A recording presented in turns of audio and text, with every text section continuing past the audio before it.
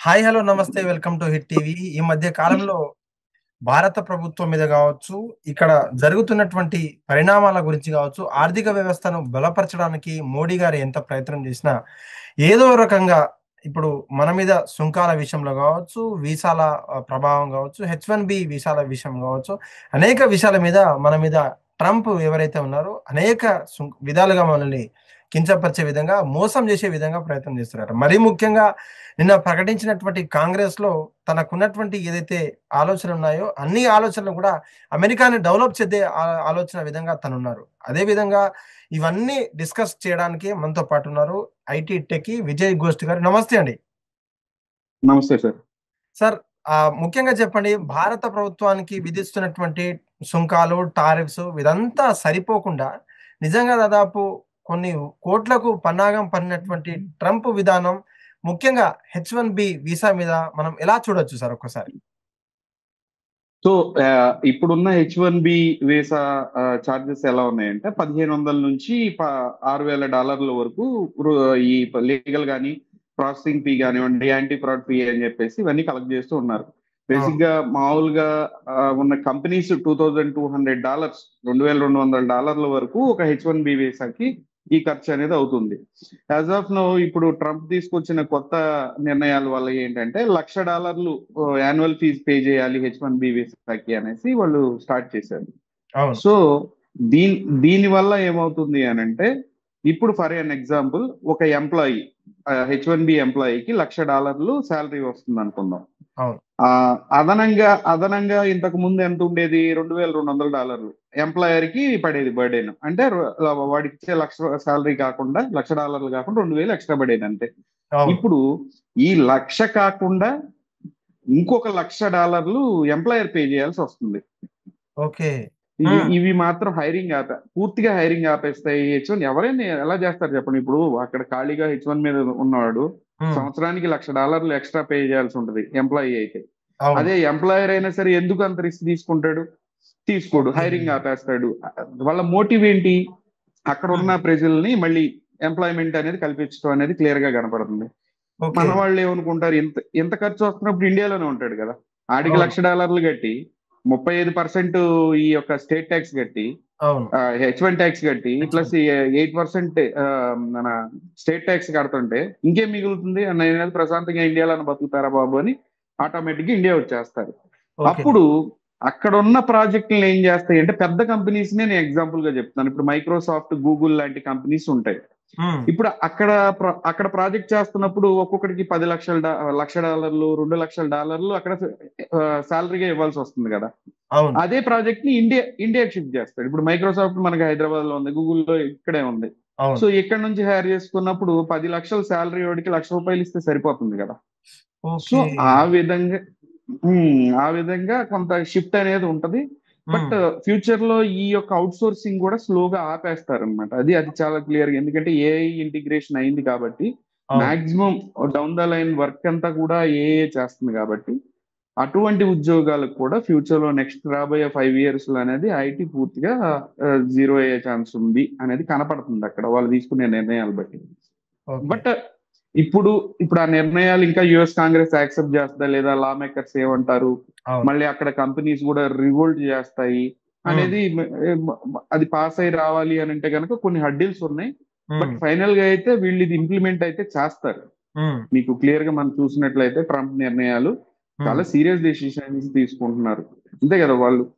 మనకి ఇప్పుడు యుఎస్ కాంగ్రెస్ కూడా ఏమంటుంది, ఇది తప్పు అని అంటున్నప్పుడు, in the sake of our local people, మన మన వాళ్ళు బాగుపడటం కోసం నేను ఈ నిర్ణయాలు తీసుకుంటాను అన్నప్పుడు ఎవరైనా కామ్ అయిపోతారు అవును. ఆటోమేటిక్ గా. లేకపోతే గతంలో ఉన్నటువంటి ఆ ప్రైస్ చార్ట్ ఏదైతే ఉందో, మేమెంతా గూడా ఉమ్, గుర్తించిన తర్వాత కూడా మేము ఆ వేరియేషన్స్ అనేది చానా గమనించాం సార్.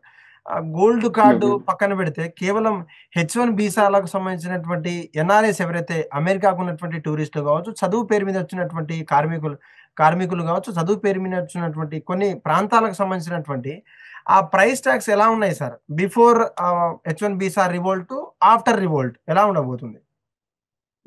మనం చూసినట్లయితే అమెరికా నిర్ణయాలు ఇలా ఎలా ఉన్నా హ్మ్. మోటివ్ అనేది చాలా క్లియర్ గా మనకి ఏం కనపడుతుంది అంటే, ఒకప్పుడు ఫ్రీడమ్, డ్రీమ్స్ అనేవి అమెరికాలో దొరికేవి. అవును.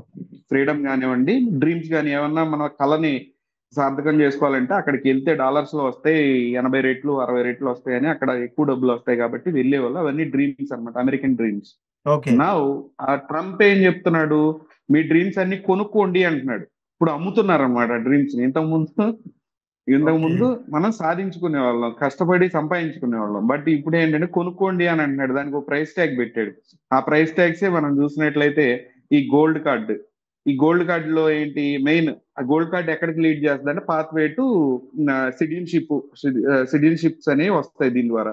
అవును. అది వచ్చేసి 1 మిలియన్ నుంచి $2 మిలియన్ పెట్టాడు ప్రైస్ ట్యాగ్. అట్ ద అవును. సేమ్ టైం మనం ప్లాటినం కార్డు తీసుకుంటే 5 మిలియన్ ఉంది. ఉమ్, సో ఉమ్. 5 మిలియన్ ప్లాటినం కార్డులు ఏంది, 270 రోజులు అమెరికాలో స్టే చేయొచ్చు. ఎవరు? Ultra rich. Ultra rich. 5 మిలియన్లు, 2 మిలియన్లు పే చేసేది ఎవరు? మధ్యతరగతి వాళ్ళు అయితే కాదు. ఓకే. రూపంలో, ఈ కన్వెన్షన్స్ రూపంలో ఈ డబ్బులు అనేవి వీళ్ళు ఈ రకంగా తీసుకుంటున్నారు, ఈ వీసా ఈ యొక్క కార్డుల పేరు మీద. మీకు కనపడుతుంది కదా ఈ ఈ కార్డ్స్, ఈ ప్లాటినం కార్డ్ కానీ గోల్డ్ కార్డ్ కానివ్వండి, ఇవన్నీ దానికే ఆ దారి తీస్తూ ఉన్నాయన్నమాట. So okay. ఇవన్నీ సామాన్యుడికి ఇక అందుబాటులో ఏమి ఉండవండి. మాక్సిమం ఒక గ్రేట్ మైగ్రేషన్ అనేది ఒకప్పుడు అమెరికాలో జరిగింది. మన ఉమ్. దేశమే కాదు, చాలా దేశాల నుంచి అమెరికన్ డ్రీమ్స్ ఎత్తుక్కుంటూ వెళ్ళారు. నౌ మళ్ళీ ఇంకో గ్రేట్ మైగ్రేషన్ రాబోతుంది. ఆ గ్రేట్ మైగ్రేషన్ లో ఏంటంటే అల్ట్రా రిచ్ తప్ప, ఉమ్. ధనవంతులు తప్ప, దాన్ని ఎఫర్ట్ చేయగలిగిన వాళ్ళు తప్ప, మిగిలిన వాళ్ళందరూ ఇండియా అయితే ఇండియా, చైనా అయితే చైనా, ఏ దేశ పౌరులు ఆ దేశానికి మళ్ళీ రిటర్న్ అయిపోతారనేది చాలా క్లియర్ గా కనపడుతూ ఉంది. Okay sir. అంటే ట్రంప్ విధించేటువంటి సుంకాల బెదడ ఎప్పుడు మనకు ఉన్నప్పటికీ, ఈ యొక్క అదనంగా ఉన్నటువంటి ఎవరైతే ఊహాజనకమైనటువంటి ప్రశాంతత కోసం వెళ్తాం, లేదంటే మీరు చెప్పినటువంటి లగ్జరీస్ లైఫ్ లీడ్ చేయడానికి గత 10 ఏళ్ళు కావచ్చు, 20 ఏళ్లుగా అనుకునేటువంటి వాళ్ళని ఆ డ్రీమ్ ప్రాజెక్ట్‌లు కావచ్చు, డ్రీమ్‌లో ఉన్నటువంటి వాళ్ళను సొంతం చేసుకొని పోతున్నారు. కానీ మరి గెలవక ముందు ఏదో భారత ప్రభుత్వానికి ఏదో వ్యతిరేకంగా కావచ్చు, ఇతర దేశాలకు వ్యతిరేకంగా అని చెప్పని కూడా ఓన్లీ ఇండియన్ కోసం, ఓన్లీ అమెరికా కోసం మాత్రమే నేను పనిచేస్తాను. మన దేశం ఫస్ట్, అమెరికా ఫస్ట్ అనే నినాదం. కానీ అట్లా చేయడానికి ఎన్నో కారణాలు ఉండొచ్చు. డెవలప్ చేయడానికి ఎన్నో రీజన్స్ ఉంటాయి ఇంకా. కానీ ఇదొకటే విషయమా అని అంటే ఏంటి సార్ అసలు ట్రంప్ విధానం ఎలా కనపడుతుంది? మనం ఎలా చూడొచ్చు దాన్ని? ట్రంప్ విధానం మంచిదే కదా, వాళ్ళ లోకల్స్. ఇప్పుడు అది అమెరికా, ఓకే. ట్రంప్ దానికి ప్రెసిడెంట్, అవును. అది వాళ్ళ దేశం. మన హ్మ్. వాళ్ళు మనం వెళ్ళి మనం ఏంటి హక్కులకు పోరాడుతున్నాం. మన ఓకే. హక్కులు మనం ఎక్కడ పోరాడుకోవాలి? మన దేశంలో. ఓకే. ఎగ్జాంపుల్ మనం తీసుకుంటే హ్మ్. నార్త్ ఇండియన్ గో బ్యాక్ వచ్చింది మన అవును. బెంగళూరులో, మహారాష్ట్రలో అదే జరిగింది. ఇప్పుడు హ్మ్. మన తెలంగాణలో చూసుకున్నట్లయితే మార్వాడి గో బ్యాక్ జరుగుతుంది. సో అవును. ఇవన్నీ ఎందుకు జరుగుతున్నాయి? ప్రతి ఒక్క ప్లేస్ లో కొన్ని హ్మ్. ఎంప్లాయ్మెంట్ ఆపర్చునిటీస్ ఉంటాయి. ఓకే. ప్రతి ఒక్క ప్లేస్, స్టేట్ లో కానివ్వండి, హైదరాబాద్ లో కానీ, బెంగళూరు కానివ్వండి, ముంబై, అమెరికా, చైనా, ఎక్కడైనా ఒక ఇన్ని అని చెప్పలేను కానీ కొంతవరకు కొన్ని ఆపర్చునిటీస్ ఉంటాయి. ఆ ఓకే. ఆపర్చునిటీస్ అనేవి అక్కడ ఉన్న లోకల్స్ ఎంప్లాయ్మెంట్ అవంతా జరుగుతూ ఉంటుంది. బయట నుంచి ఎవరైనా వ్యక్తులు వచ్చినా కూడా వాళ్ళకు కూడా ఆ ఎంప్లాయ్మెంట్ అనేది ఇచ్చి సస్టైన్ అవుతారన్నమాట అందరూ. అంటే ఆల్ కైండ్స్ ఆఫ్ పీపుల్, అన్ని అన్ని ప్రాంతాల నుంచి వచ్చిన ప్రజలు ప్రశాంతంగా బతుకుతూ ఉంటారు. ఓకే. సో ఇక్కడ ఏమైంది అమెరికాలో, ఈ డంకీ రూట్ ద్వారా ఇల్లీగల్ మైగ్రెంట్స్ ఎక్కువైపోయారు. ఓకే. విపరీతమైన ఇల్లీగల్ మైగ్రేషన్ అమెరికాలోకి. అట్ ద సేమ్ టైం ఇప్పుడు మనం చూసినట్లయితే విజిటింగ్ వీసా మీద కూడా ఇండియా నుంచి కొన్ని సంవత్సరాలుగా చెప్పాలంటే ఇక్కడ ఫార్మింగ్, అగ్రికల్చర్ కూడా కొంతమంది ఆపేసి, లేదనంటే కనుక ఒక పంట వేసి రెండో పంట వేయకుండా 6 నెలలు అక్కడ ఉంటారు వెళ్ళి, మా హ్మ్. పిల్లల్ని చూడటానికి అని చెప్పి వెళ్తారు అక్కడికి. హ్మ్. అక్కడికి వెళ్ళి అక్కడ బేబీ సిట్టింగ్ అని చెప్పి ఇంకోటి ఆ రెస్టారెంట్స్ లో వర్క్ చేసి 6 నెలలు సంపాదించుకొని మళ్ళీ ఇండియా వచ్చి మళ్ళీ 6 నెలలు ఏదో పంట వేసుకొని మళ్ళీ అట్లా కొన్ని మధ్యతరగతి ఫ్యామిలీస్ కూడా బతుకుతూ ఉన్నాయి. So okay. మనం కోర్ లెవెల్లో ఇది చూసినప్పుడు అక్కడ ఎంప్లాయ్మెంట్ గండి పడుతుంది కదా. హ్మ్. అక్కడ బేసిక్ గా అక్కడ ఉన్న లోకల్స్, అక్కడ ఉన్న అమెరికన్స్, అక్కడ వాళ్ళు ఉంటారు కదా నేటివ్స్, ఎవరైనా సరే నేటివ్స్ వాళ్ళు అక్కడ, అవును. వాళ్ళకి అక్కడ తగ్గిపోయింది కదా, ఎంప్లాయ్మెంట్ తగ్గిపోయి వాళ్ళే అడుక్కునే పరిస్థితికి వచ్చేసారు. హ్మ్. At the same time America కూడా డెట్ ట్రాప్ లో పడిపోయి ఉంది. సో హ్మ్. ఈ టైంలో ఇలాంటి నిర్ణయాలు తీసుకుంటేనే వాళ్ళు, ఇలాంటి కఠినమైన నిర్ణయాలు తీసుకుంటేనే వాళ్ళు సస్టైన్ అవ్వగలరు. మీకు ఓకే. అర్థం అవుతుంది కదా. అవును. ఇక్కడ పాయింట్ లీగల్ గా H1B మీద వెళ్ళిన వాళ్ళ వల్ల కాదు ఇదంతా. Illegal okay. మైగ్రేషన్ ఎక్కువ అయ్యేసరికి పూర్తిగా ఎంప్లాయ్మెంట్ అనేది అక్కడ బాగా నెగిటివ్ లోకి వెళ్ళిపోయింది. సో అక్కడ సస్టైన్ అవ్వలేకపోతున్నారు అక్కడ పీపుల్. ఆటోమేటిక్ గా రివోల్ట్ వస్తుంది. ఇప్పుడు మనకి తెలంగాణలో ఎలా వచ్చినాయి ఎంప్లాయ్మెంట్ లేదని చెప్పి అట్లానే బెంగళూరులో వచ్చింది, కర్ణాటకలో వచ్చింది, ఇంకో చోట అంతే, అమెరికాలో కూడా అంతే వచ్చింది. ఇప్పుడు దాన్ని మనం నెగిటివ్ గా తీసుకోవాలని అంటే అఫ్ కోర్స్ ఇన్నాళ్ళు మనం అక్కడ నుంచి గెయిన్ చేసాం కదా. ఇప్పుడు వాళ్ళు ఏమంటారు, మా జాబులు మాయి, మా భూమి మాది అని అంటున్నారు. So at the same time మనం మన మన మన మన దేశాన్ని ఇప్పుడు చైనా వాడు అమెరికా వెళ్ళాడు అనుకోండి, అమెరికాలో ఆ టెక్నాలజీని నేర్చుకుని వచ్చి చైనాలో రివర్స్ ఇంజనీరింగ్ చేసి చైనాని డెవలప్ చేసుకుంటాడు. మన దేశంలో ఉన్న మన అదృష్టం ఏంటంటే, మన ప్రజల్లో ఉన్న అదృష్టం వెళ్తారు, అన్ని నేర్చుకుంటారు, అక్కడే సెటిల్ అయిపోతారు, మళ్ళీ వెనక్కి రారు. మళ్ళీ ఉల్టా కొంతమంది ఈ డైలాగ్స్ కూడా వేస్తూ ఉంటారు మన దేశం మీద అక్కడ సంపాదించి. సో ఇలాంటి వ్యక్తులు ఎక్కువైపోయారు. సో మీకు అర్థమవుతుంది కదా. ఇప్పుడు ఏంటంటే మన మాక్సిమం ఈ మైగ్రేషన్ అనేది స్టార్ట్ అవుద్ది వెనక్కి. ఇది కామన్ గా జరిగేదే, నాట్ ఓన్లీ అమెరికా, ఆస్ట్రేలియాలో కానివ్వండి, వేరే ఇతర దేశాల్లో కూడా ఈ యొక్క ఇష్యూస్ అనేది స్టార్ట్ అనేది అది క్లియర్ గా కనపడుతూనే ఉంది మనకి. సార్, ప్రపంచంలో 4th లార్జెస్ట్ ఎకానమీ డెవలప్ అయినటువంటి కంట్రీ ఇండియాగా పేరు వస్తుంది, పేరు పొందింది కూడా. కానీ మీరు ఇప్పుడు చెప్పినట్టు విధంగా ఇప్పుడు కుహానా కాకులు ఎవరైతే మాట్లాడుతున్నారో మన దేశం గురించి కావచ్చు, దేశభక్తిని చాటేటువంటి ఇంజనీర్ నుంచి మొదలు పెడితే కార్డియాక్ డాక్టర్లు కావచ్చు, మల్టీ స్పెషాలిటీ డాక్టర్లు కావచ్చు, సాఫ్ట్వేర్ ఇంజనీర్ కావచ్చు, అక్కడే మొత్తం సెటిల్ అయ్యేటటువంటి ఫ్యామిలీస్ కొన్ని ఉంటాయి. మరి నిజంగా దేశభక్తి పేరు మీద కావచ్చు ఇక్కడ ఇన్వెస్ట్మెంట్ చేయాలి, లేదంటే అదే ప్రాసెస్ లో ఇంకేదన్నా కనుగొందాం, లేదంటే ఐదర్ ఇంకొక ప్లాట్ఫామ్ కనుగొందాం అని చెప్పేసి కనుక వస్తే నిజంగా భారతదేశం ఇంకొక లెవెల్ కి, లేదంటే అగ్రదేశంలో వెళ్ళాల్సిన టైం రాకపోదా? అంటే చెప్తున్నారు సార్, మన స్కిల్డ్ పీపుల్ ఎవరైతే ఉన్నారో అక్కడ అమెరికన్ డ్రీమ్స్ లోకి వెళ్ళి అక్కడ సెటిల్ అవ్వడం స్టార్ట్ చేశారు. మీరు ఎగ్జాంపుల్ చెప్తాను నేను. ఇక్కడ నుంచి అమెరికా ఫస్ట్ వెళ్తారు, వెళ్ళినప్పుడు తల్లిదండ్రులు ఇక్కడే ఉంటారు, వాళ్ళ పిల్లలు అక్కడ పుడతారు, అక్కడ పెరుగుతూ ఉంటారు. ఫస్ట్ ఇక్కడ ప్రాపర్టీలు కొనడం స్టార్ట్ చేస్తారు. కొన్ని రోజుల తర్వాత తల్లిదండ్రులు ముసలోళ్ళు అయిపోతారు, చనిపోతారు, ఇంకా వాళ్ళకి ఎవరు ఉండరు. బేసిక్ గా ఇక అక్కడే ఉండిపోతే ఇక అక్కడ సిటిజన్స్, అక్కడ నాగరికులు, అక్కడే వాళ్ళ నెక్స్ట్ లైఫ్ అనేది స్టార్ట్ చేసేస్తారనమాట. మీకు అర్థమవుతుంది కదా. ఈ చైనీస్ అట్లా కదా, అక్కడికి వెళ్తారు, అక్కడ ఉంటారు, కొంత సంపాదించుకుంటారు, అక్కడ ఉన్న టెక్నాలజీని మళ్ళీ చైనా తెచ్చుకుంటారు, మళ్ళీ అక్కడ అప్గ్రేడ్ చేసుకుని దేశాన్ని బాగు చేసుకుంటూ ఉంటారు. ఇప్పుడు ఏఐనే చూడండి, ఎగ్జాంపుల్ ఏఐని తీసుకుందాం.